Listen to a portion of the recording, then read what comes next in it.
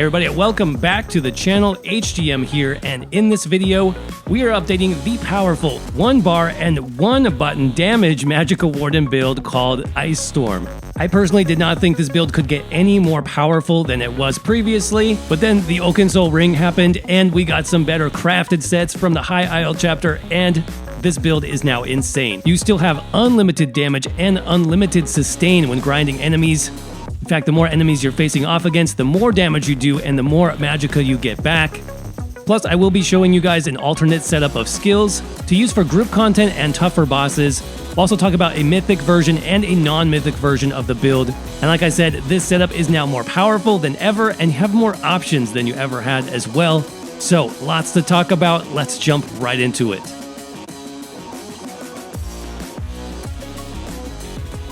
Alright everybody, we are back on the 1 bar, 1 button damage Magicka Warden setup, the Ice Storm build, now updated for the High Isle chapter.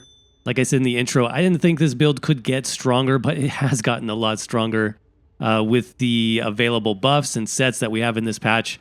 So we'll go over the update now. I'll give you a few different options, mythics, no mythics, AoE, sort of the grind god setup versus how you could do like a single target, almost a DPS setup. We have a lot of good options this patch, so let's go ahead and jump into things.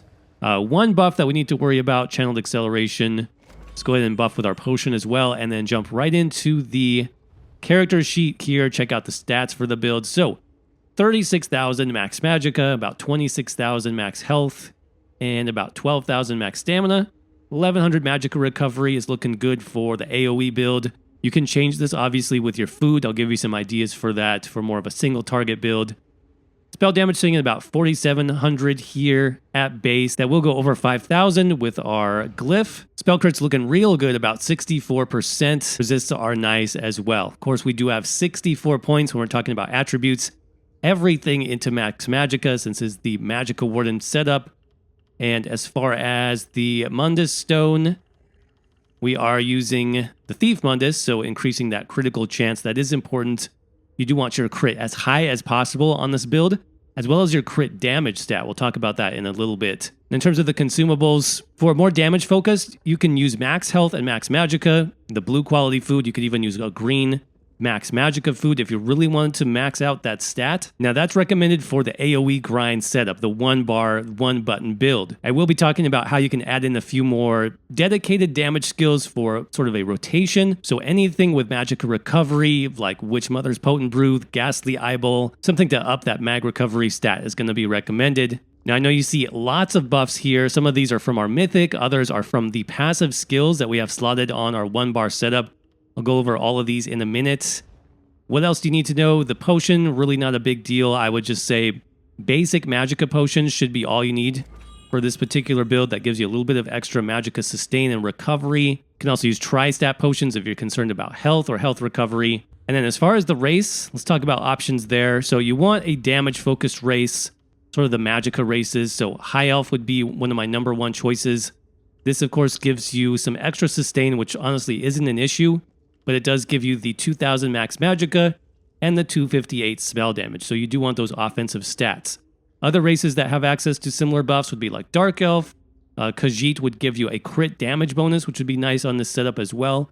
So those would be kind of my top 3 overall races. But that being said, I think we covered all the basics.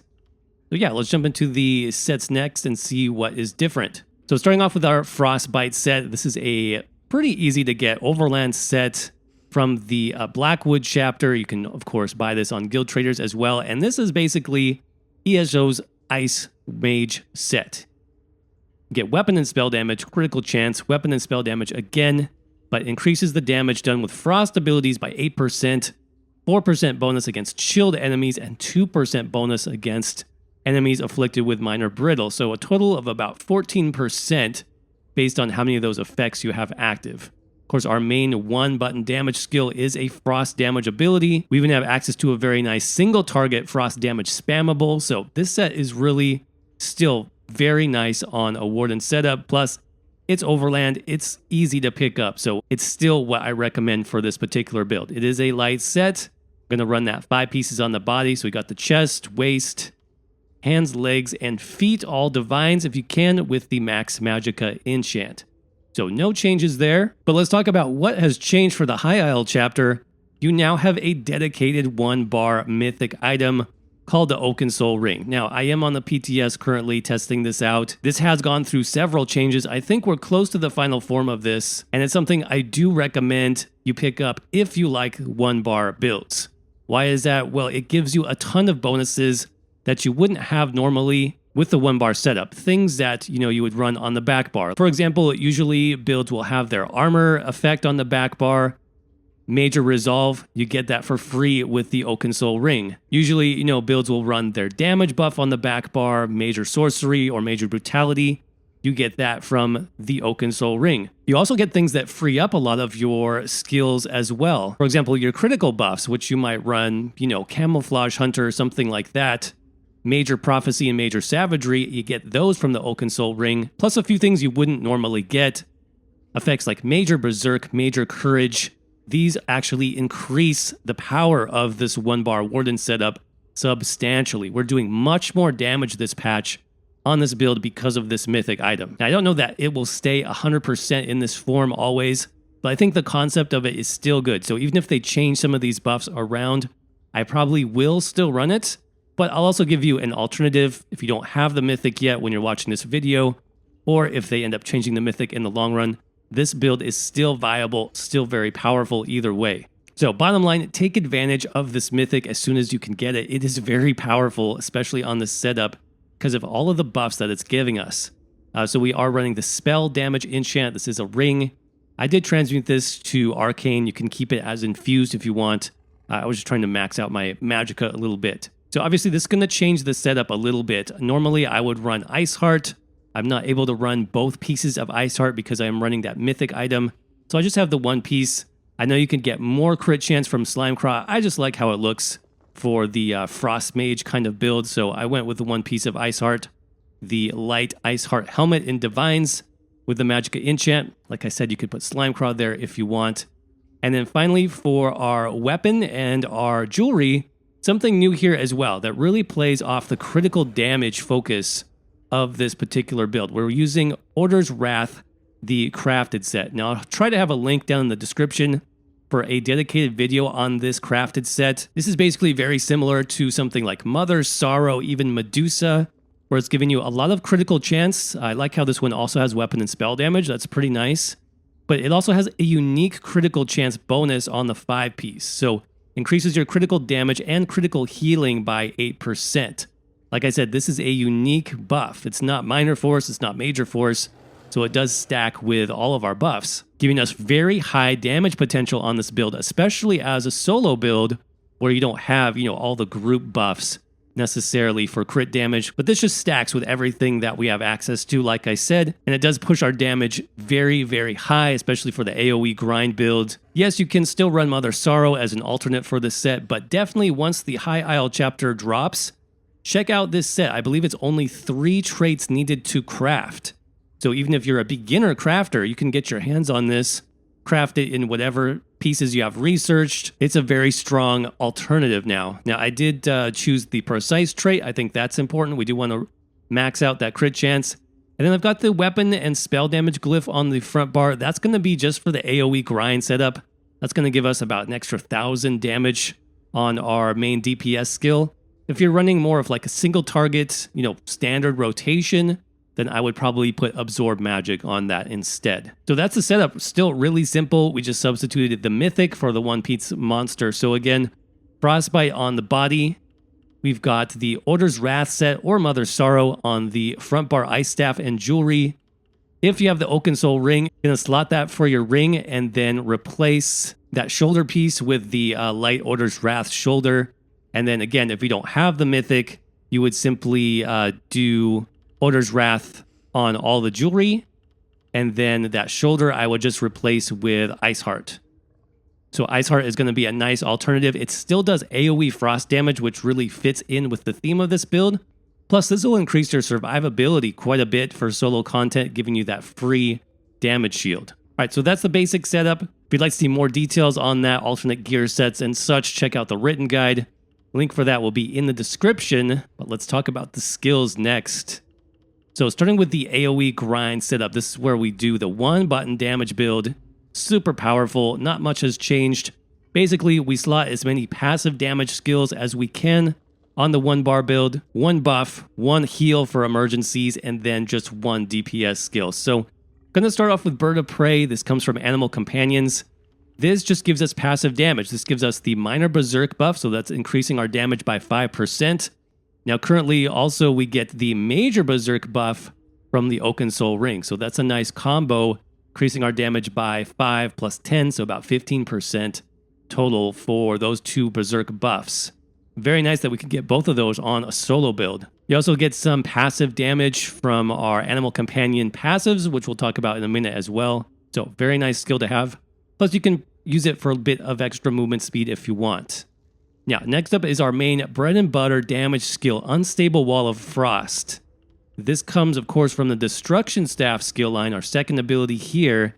And the morph here is very important. You want the Unstable Wall morph because this explodes. Every time you cast this skill, again, it's going to explode for frost damage, hitting all enemies in the area. So if there was ever like an AoE spammable skill, this is definitely it. And of course, this gets buffed by all of our, frost damage passives from the Warden class. It gets buffed by the Frostbite set. So this is extremely powerful. If this crits, which it will crit most of the time because of our, crit chance built into our sets, you're looking at 21, 22, even up to like 24k damage per hit times as many enemies in the area that you're facing off against. So this is perfect for grinding against enemies. The more enemies you have in the area, the better, the more effective it's going to be. So really powerful skill. I'll show you how it works in a minute. But next up, we have just a heal, just for emergencies. So I've switched this over to Living Trellis. This is from Green Balance.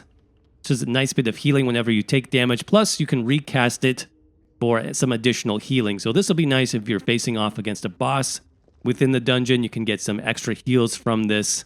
Very nice skill, also low cost. Inner Light is next from the Mages Guild. This is our first ability there. And again, this is just another passive damage skill like Bird of Prey. We're not going to cast this. We also don't need the Major Savagery and Prophecy because we get that from the Oaken Soul Ring. You will want that though if you're not using the Mythic. But really, this just gives us 5% max Magicka. More Magicka equals more damage. Plus, we get more Magicka through the Mages Guild passives. So that's why we want that one. And then finally, Channeled Acceleration is going to be our main buff. This comes from the Psijic Order skill line. So right over here, third ability down, this gives us Minor Force. Okay, so Minor Force is that 10% critical damage. That's going to stack with the Major Force currently on the Oaken Soul Ring, plus all of our other crit damage bonuses.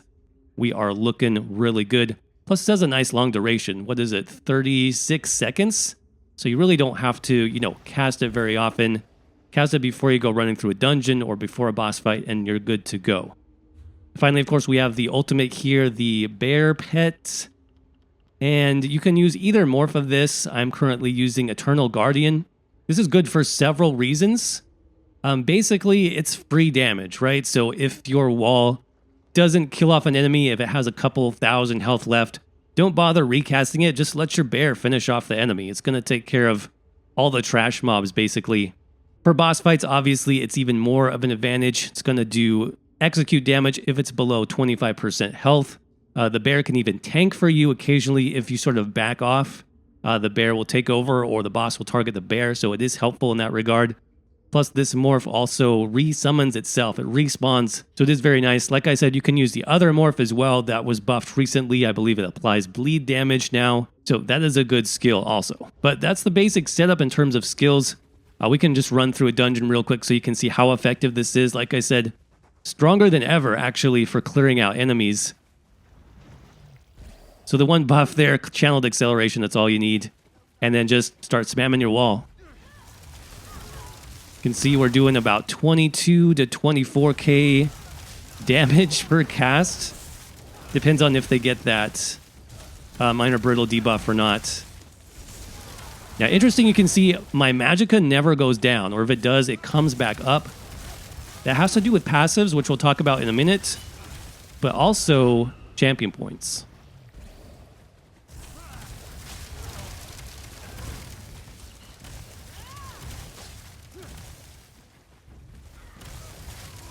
So you can see in like less than a minute, I've cleared out, I don't know, 20, 30 enemies. No problem, no sustain issues, max damage. It's pretty ridiculous. Now, if you're facing off against something a little bit harder, you can pop that heal. That's going to keep you healed up. Use your bear ultimate. That hit for about 35k there. You can see very easy. Now, I know some of you asked in the previous video, what would I change around just to do pure like single target damage against a boss or something like that? Would I still run the unstable wall of frost? Well, if I was just in a basic like public dungeon, then yeah, I wouldn't necessarily change anything. However, if I wanted to run this with a group, then I would definitely run a few more damage skills just to make a more balanced build. What I would probably put on my bar is something like Subtraining Assault. This gives you a good timed damage skill. Remember that with hybrid scaling of abilities in ESO, your stamina abilities or magic abilities are going to scale off your highest stats anyways. This casts itself 2 times, so it's really great for a simple damage rotation, so I would add that in. I also mentioned that we have access to a very good single target frost damage ability, spammable skill basically, called Destructive Reach. This comes from the Destruction Staff as well. I would put that on the bar in place of the passive Inner Light. This just would give you a good single target spammable skill. And then you could leave Channeled Acceleration on the bar if you wanted to, or you could slot something else, maybe a stamina damage skill like Growing Swarm. So something like that would work if you wanted more of a DPS rotation on this particular build. If you want to jump into group content on this setup, obviously you could still spam wall and it would be very effective for clearing out trash mobs.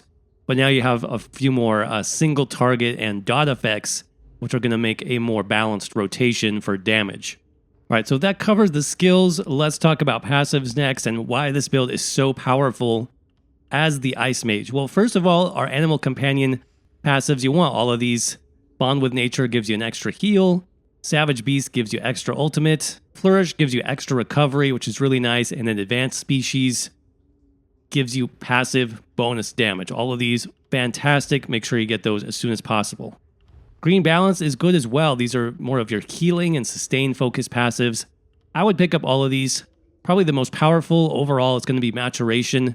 This gives you that minor toughness buff, so an extra 10% bonus health is really nice, especially when playing solo. Definitely get that one. And then Winter's Embrace. We're not actually using any of these abilities, but we still get some bonuses, some very powerful bonuses from the passives here. Specifically, Glacial Presence causes enemies that are chilled to take 10% more critical damage from you. Now, you could run something like a Charge Staff and make this even easier to apply that effect. I don't think that's needed necessarily, but that is an option. And then the other one, which is very powerful, Piercing Cold. This increases your magic and your frost damage by 10%. Frost damage, obviously, that's going to affect our damage from Unstable Wall of Frost. And then the magic damage, that's going to buff our Bear Pet. Now, in the Destruction Staff passives, I just want to point this out because this build is very strong, even from, early levels because of a couple of passives here. Now, Elemental Force, we talked about that chance to apply status effects. This is a good thing to unlock early. But in addition to that, Destruction Expert. When you kill an enemy with a Destruction Staff ability, so basically our Ice Wall, you're going to restore 3,600 Magicka. That's why you saw, for the most part, when I was killing enemies, I didn't lose much Magicka, or if I did, it was instantly maxed out again.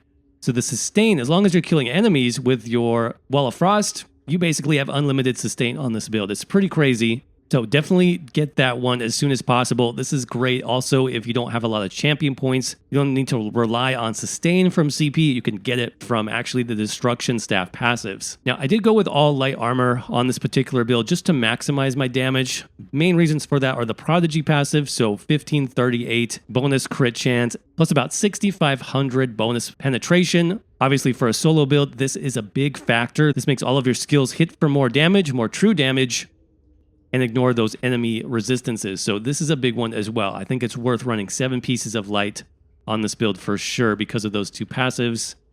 We talked briefly about guild passives. Mage's Guild we are using. So you will want Magicka Controller for a little bit of extra max Magicka and recovery. And then if you do have the Sigic Order skill, Channeled Acceleration, I would recommend Concentrated Barrier. That just gives you a free damage shield when you're blocking. Very good passive as well. Plus, you could pick up Clairvoyance just to reduce the cost of that buff slightly. No PvP skills necessary. Always get your racial skills. Make sure you get Alchemy, Medicinal Use for the extra potion duration, and that is the passives. Now, in terms of CP, not much has changed here either. As always, I will have a link to the written guide where you can see a full breakdown by 300, 600, 900, and 1200 champion points. So wherever you are, there will be more detailed help in the written guide. But as far as the green tree, got the usual slotted stars here. Treasure Hunter, Rationer, Liquid Efficiency, and Steed's Blessing. Over in the blue tree, you will want to start with Precision. Come over here to Extended Might, pick up Piercing. You can also come back later, get Flawless Ritual. More chances to apply those status effects is good on the Warden. Make sure you pick that one up. And then War Mage for a little bit of extra damage. Slotted stars here, Biting Aura for that AoE damage. So that is going to buff our Wall of Elements.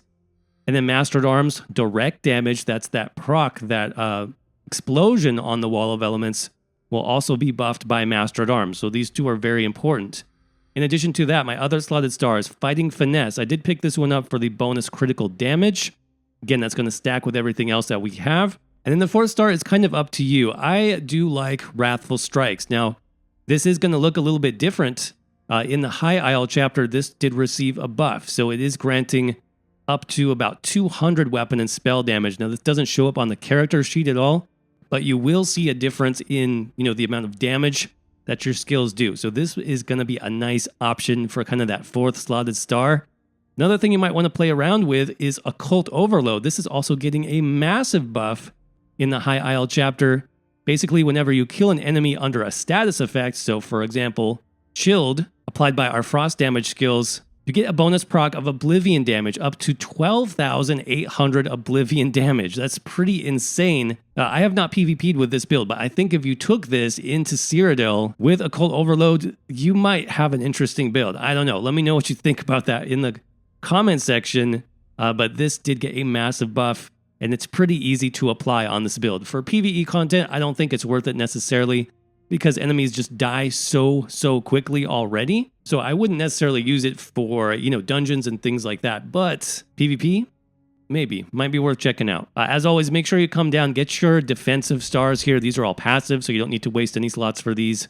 Quick Recovery, Elemental Aegis, Hardy, and especially Preparation. Red Tree, we've got the usual slotted stars, things like Rejuvenation, Fortified, Boundless Vitality. I did pick up Siphoning Spells, so even more Magicka back. This stacks with the Destructive Expert passive that we talked about already. So with that, with Siphoning Spells, you're getting 5,000 Magicka back per kill.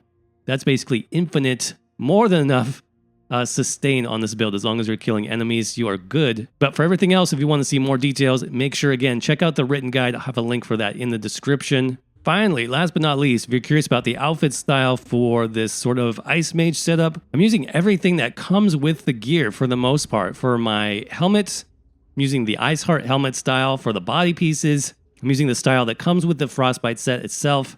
The only thing that I have changed actually is the staff style, and that is the Frostcaster staff. All right, everybody, with that said, that is going to wrap up the Ice Storm build update for the High Isle chapter and beyond, the 1-bar solo Mag Warden. I hope you guys enjoyed this one and you found it informative. Of course, if you did, do me a favor, crush that like button. It absolutely helps the channel and helps this video spread to more people who have not seen it. If you have any questions on the build, alternate skills, alternate gear sets, if you want to see all the passives as well as champion points broken down for you in an easy-to-read format, check out the written guide. Link for that will be in the description below. If you guys would like to see more 1-bar builds, definitely let me know that down in the comment section below. Specifically, tell me what class you'd like to see next and what kinds of builds you're looking for. Other than that, I've got new videos, new content coming out all the time, so make sure you're subscribed with those notifications on so you don't miss anything. If you'd like to support the channel further, we also have a YouTube membership where channel members can get a lot of great rewards, including early access to videos and access to our members-only build library with tons of unique builds that you're not going to see anywhere else. If that sounds interesting to you, just click on that join button down below for more information. And as always, thank you all so much for watching. Hope Hope you're doing well. Stay safe out there, and I will see you around in the next video.